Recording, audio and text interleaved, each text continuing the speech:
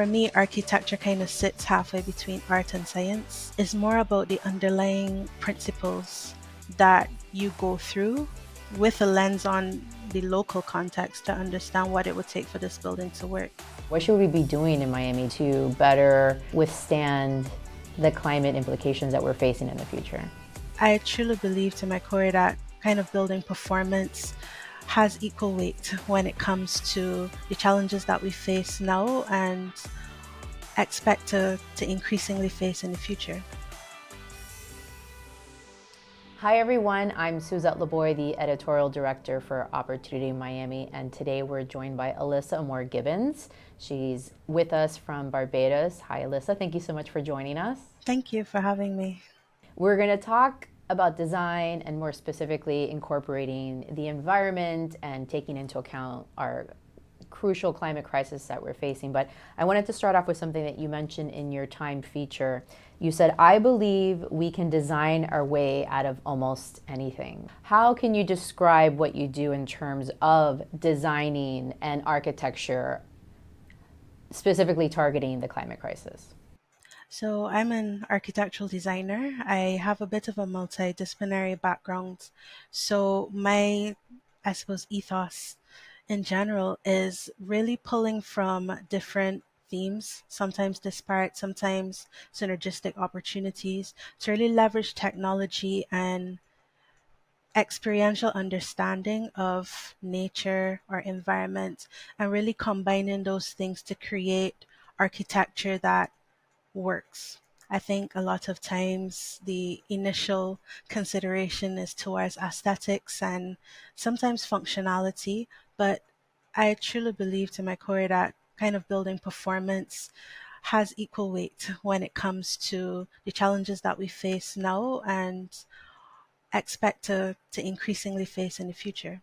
You have mentioned to me in our brief discussions beforehand that you consider yourself an architeer. What does that mean exactly?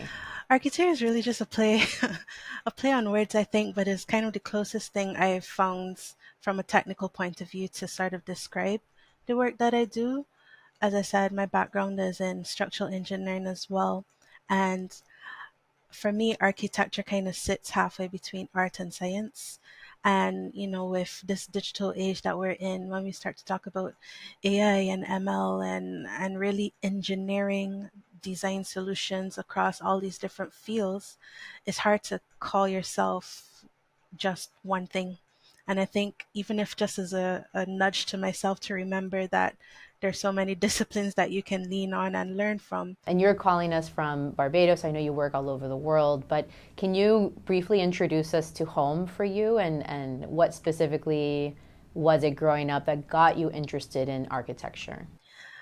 Home is, and I have to try so hard not to be like superfluous or too poetic when I talk about home. But for me, growing up, home was this Atlantis, this rock in the middle of the ocean that I just love to my core. I grew up running around barefoot, riding my bicycle, through the bush in between, neighbor palings, diving underwater. I spent and I still spend a considerable amount of my time underwater at any given time. I would rather be there, you know? And kind of growing up so close to nature, you really get an appreciation for the fact that you're really just a small part of a very big thing. And, getting into design, I couldn't separate the two. Quite simply put, for me, everything is connected, interconnected. There's so many layers and complexities to everything we know as life, and I couldn't imagine creating anything that did not carry that same energy to it. Obviously, being in the Caribbean and one of the many island nations there, was there a particular storm or event that just hit it really home for you that you decided I need to do something to incorporate the beauty of home but also prepare for the future? Definitely. I think there's this unspoken experience that we all have living in the Caribbean where you truly do feel sometimes like you can be at the mercy of of nature because, every year there's a hurricane season. Whether one actually hits, whether there's huge devastation, there's this kind of understanding that at any given time it could be you. And particularly in 2016 and 2017, I was working in St. Kitts and Dominica.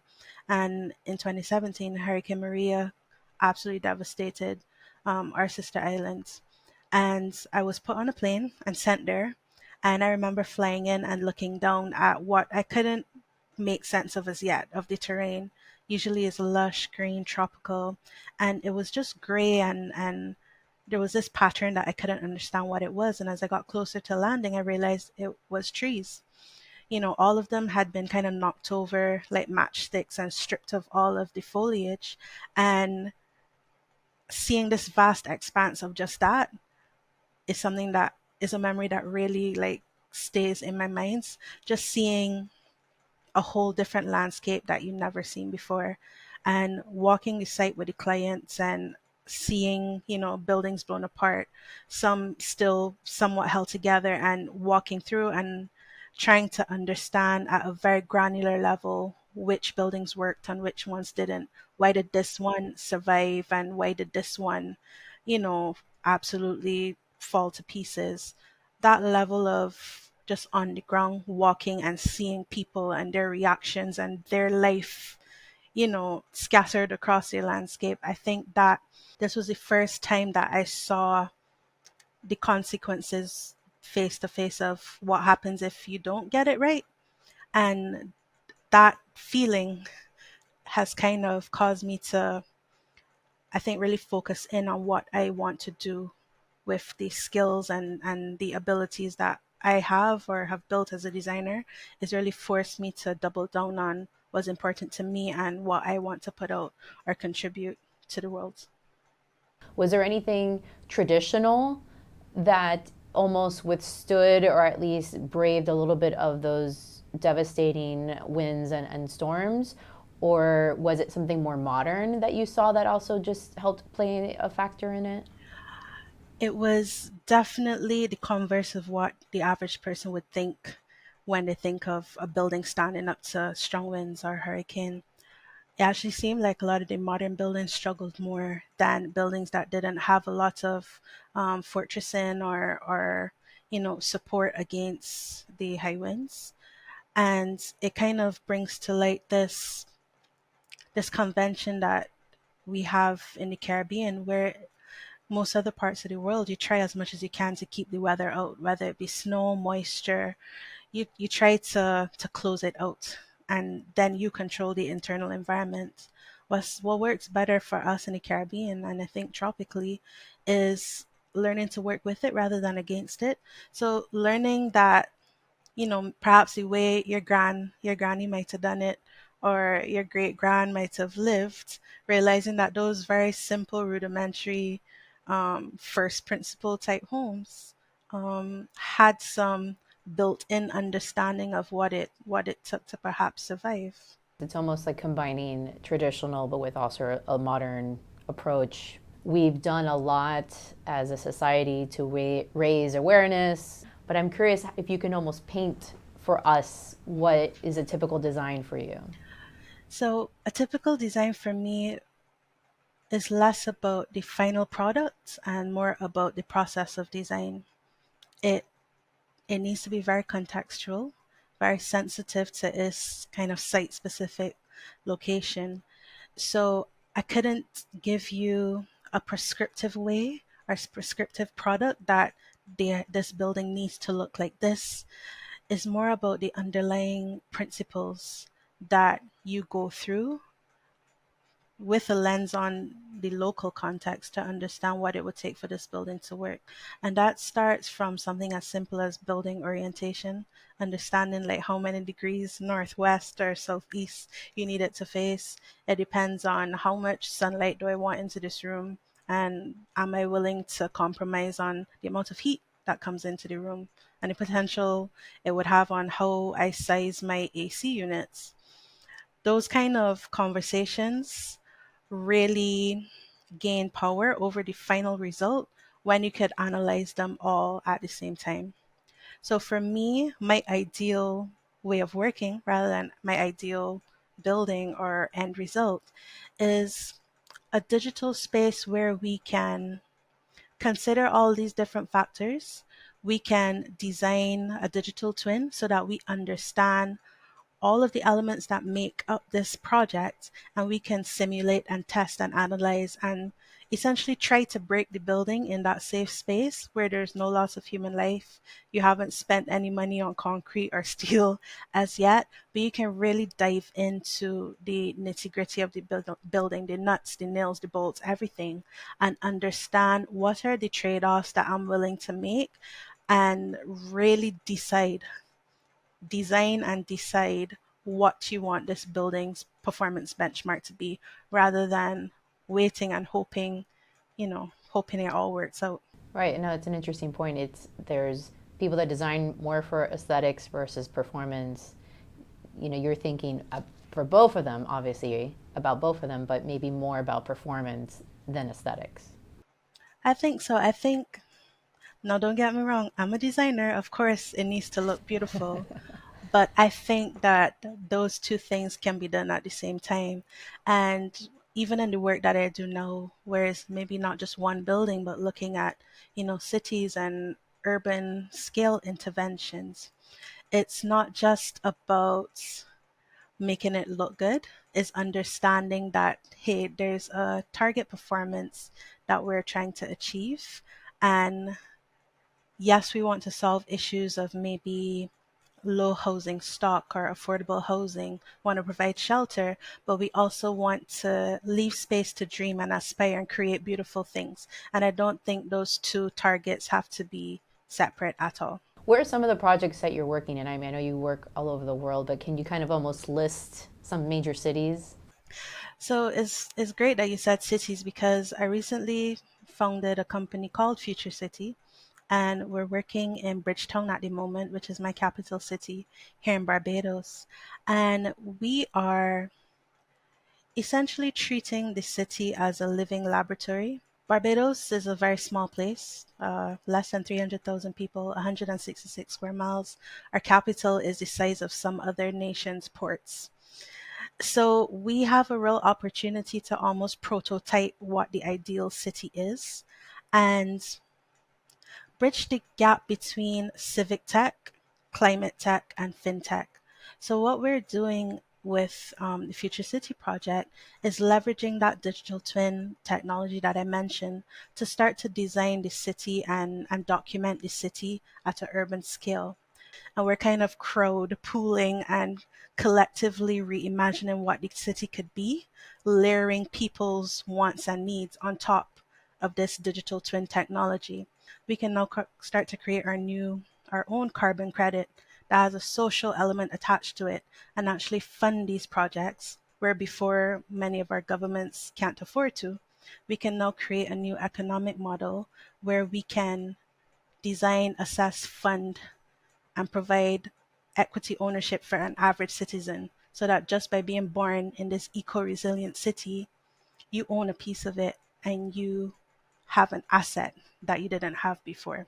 That's amazing. That's great. I love the idea of you said a prototype, but really this is something that we can easily and hopefully replicate across other areas. Exactly. And speaking of replicating, here in Miami, obviously the climate is pretty similar to Barbados, and many of us are from the Caribbean. We understand the concept of storms, flooding. We're, unfortunately experiencing extreme heat. What can we learn here in Miami, or what should we be doing in Miami, do you think, to better withstand the climate implications that we're facing in the future? First of all, Miami is an interesting kind of case study for me, because I consider you Northern Caribbean, even though you're part of continental USA. I think there's a huge push that you guys have made in terms of ordinances to mandate, lead accreditation for new construction, etc. I think one of the biggest opportunities you guys have is solving that problem of aqua urban or coastal urbanism, and what are the untapped opportunities to utilize your adjacencies to large bodies of water to solve issues like urban heat island effects. And I look forward to the kind of innovations that I see coming out of Miami.